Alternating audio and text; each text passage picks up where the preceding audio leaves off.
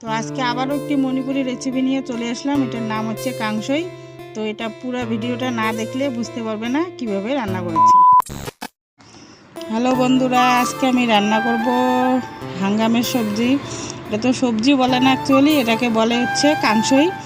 তো আমি হাঙ্গামটা আগেই কেটে নিয়েছি, আর কাটলাম মুরই পাতা, তারপরে এখন কাটছি চিনি কচু।